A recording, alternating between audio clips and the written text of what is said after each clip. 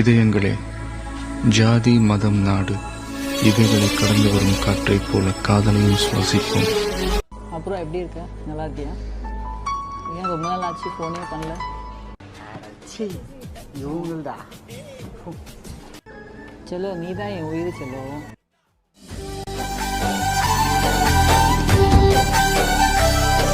சொல்கிறான் என் மயிறு சொல்கிறான்.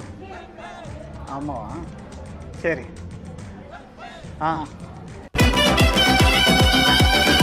செல்லோ, உனக்காக நான் கோட்டையே கட்டியிருக்கேன் என் மனசுக்குள்ள.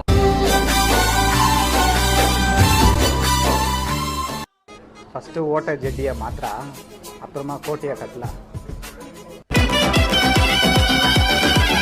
நான் செத்துருவேன் செல்லோ.